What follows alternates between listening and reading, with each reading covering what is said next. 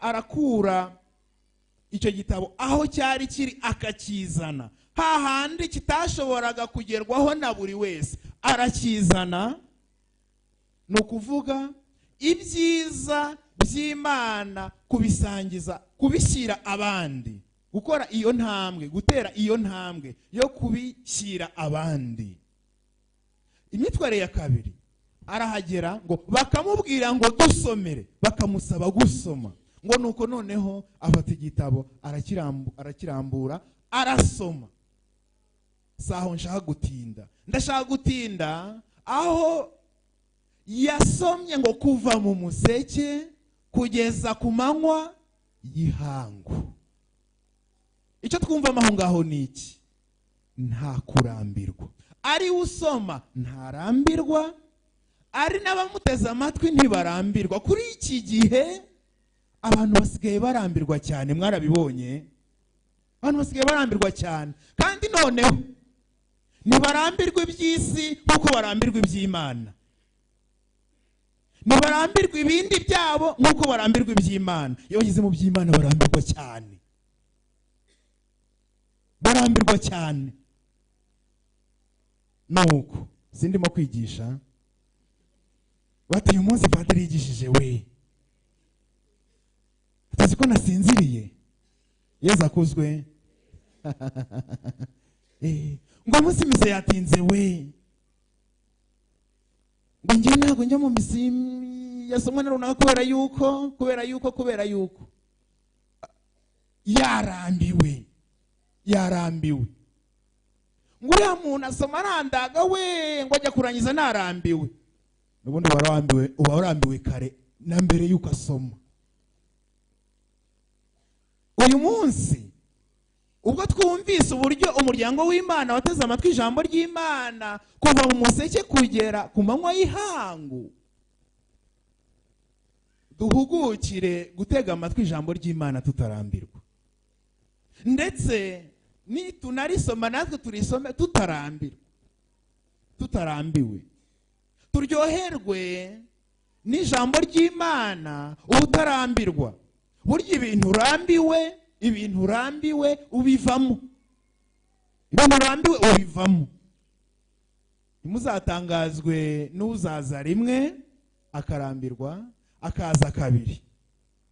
Ubutaha uwo mwitozo w'ubuyoboke yazagamo, umutima uzamubwiriza kutawuzamo.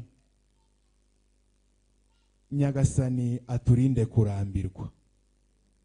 Kubera iki? Kubera ko ni umutego shitani adutega kugira ngo tuve mu by'Imana rwose.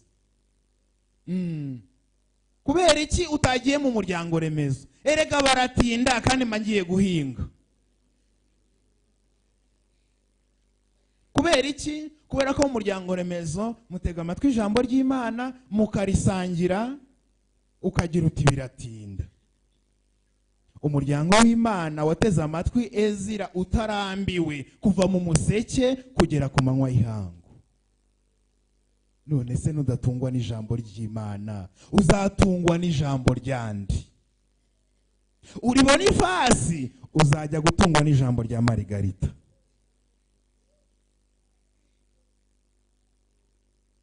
Uri Monika uzatungwa n'ijambo rya Misheri. Wize ngo se rizagutunga, rizagukorera ikinyuranyo cy'ibyo ngibyo, kubera ko Misheri si umugabo wawe na Monika si umugore wawe, n'ibindi. Bivuze iki? Ntabwo uzatega Imana amatwi, uzayatega abantu. Kandi mu by'ukuri muntu abereyeho gutega amatwi wamuremye kugira ngo amumenyeshe icyo amushakaho, agishyire mu bikorwa maze aronke ubugingo. Nutega amatwi abandi batakuyobora ku Mana, cyangwa se ngo bo nibabona ubateze amatwi cyane bakwibutse kuyatega Imana, nyamuneka uzaba ujya mu cyorezo. Duhugukire gutega amatwi ijambo ry'Imana. Navuga ku myitwarire ya Ezira, ariko ku rundi ruhande umuryango w'Imana hari uburyo witwaye mu gutega amatwi ijambo ry'Imana. witwaye uti? turabyumva, twanabyumvise muri iri somo rya mbere ngo umuryango w'Imana ngo wateze amatwi ijambo ry'Imana witonze. Dusaba Imana ubwitonzi igihe duteze amatwi ijambo ryayo. Ubwitonzi bivuze byinshi, ntabwo ari ukwicara utavuga, ntabwo ari ukwicara gutyo gusa, oya, ni ugutumberera Imana muri iryo jambo uri kumva n'umubiri wawe wose n'umutima wawe wose, witeguye gukora ugushaka kw'Imana ubwirwa muri iryo jambo ryayo.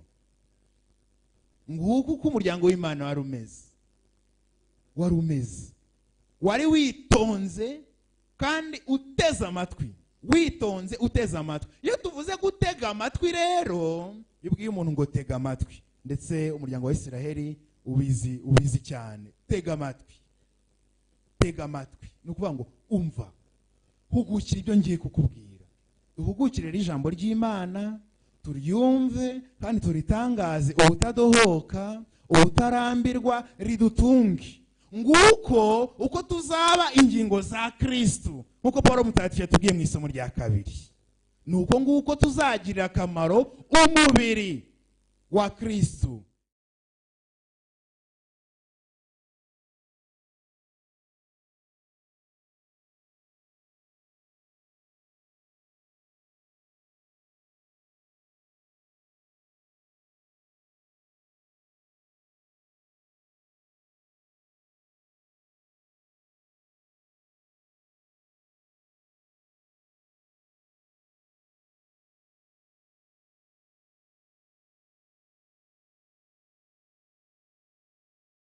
Paulo atwibutsa ko turi ingingo za Kristo.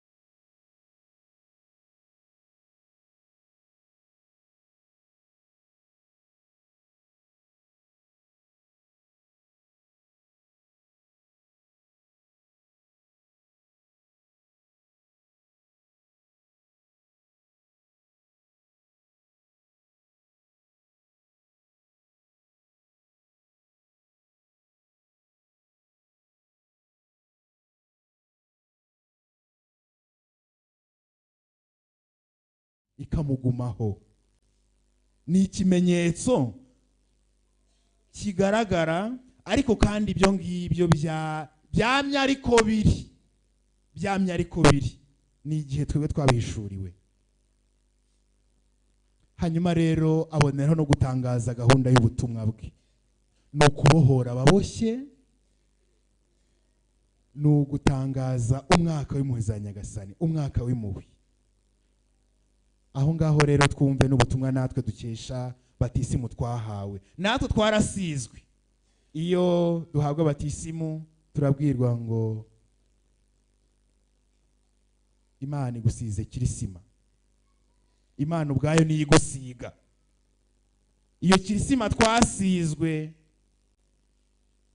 muri batisimu natwe iduha ubutumwa, iduha kugira uruhare kuri ubu butumwa bwa Yezu Kristo, gutangaza umukiro ku baboshye, gutangaza umukiro ku bapfukiranwaga, gutangariza inkuru nziza abakene, gutangaza impuhwe z'Imana. Natwe rero duhugukire ubwo butumwa tutiganda, kandi turushaho kubushyira mu bikorwa iyo duteze amatwi Imana mu ijambo ryayo. Tubisabirane.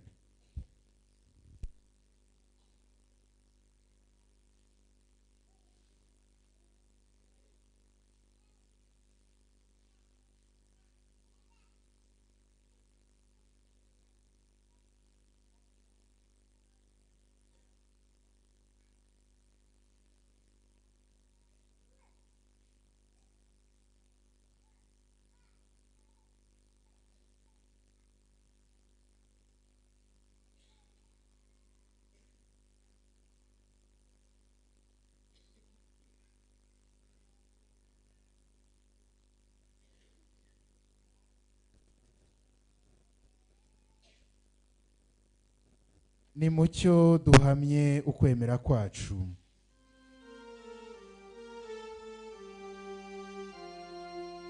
Nemera Imana imwe